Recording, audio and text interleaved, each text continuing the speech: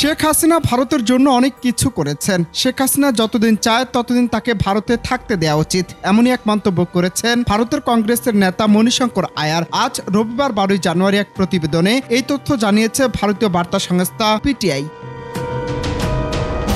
PTI এর বরাতে জানা গেছে, ক্ষমতাচ্যুত শেখ হাসিনাকে নিয়ে তিনি বলেন, শেখ হাসিনা আমাদের জন্য অনেক ভালো কিছু করেছেন। আমি আশা করি এ বিষয়ে আমরা কখনোই দ্বিমত করব না। আমি খুশি যে তাকে ভারতে আশ্রয় দেওয়া হয়েছে। আমি মনে করি যতদিন তিনি চান আমাদের তাকে এই আশ্রয় দেওয়া উচিত। এ সময় তিনি আরো বলেন, এমনকি যদি তাকে সারা জীবনের জন্য রাখতে হয় তারপরেও তাকে ভারতে রাখা উচিত।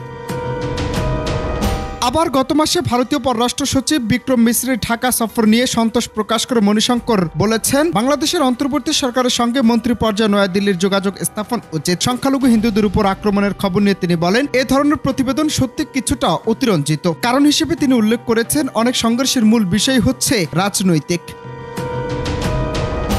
সারা দেশে ছাত্র জনতার বিক্ষোভের মুখে ক্ষমতাচ্যুত হয়ে গত 5 আগস্ট দেশ ছেড়ে ভারতে পালিয়ে যান শেখ হাসিনা। এরপর থেকে তিনি সেখানে আছেন। সম্প্রতি বাংলাদেশ শেখ হাসিনার পাসপোর্ট বাতিল করলেও তার ভিসার মেয়াদ বাড়িয়েছে ভারত সরকার। অন্যদিকে শেখ হাসিনাকে ফেরাতে বাংলাদেশের দেওয়া চিঠির উত্তর দেয়নি ভারত সরকার, যার কারণে শেখ হাসিনাকে দেশে এনে বিচারের আওতায় আনা নিয়ে তৈরি হচ্ছে নানা সমীকরণ। তবে শেখ হাসিনাকে বিচারের মুখোমুখি করতে কঠোর অবস্থানে রয়েছে বাংলাদেশের বর্তমান অন্তর্বর্তীকালীন সরকার। অনন্ত হাসান মাসুদ, বাংলা টিভি।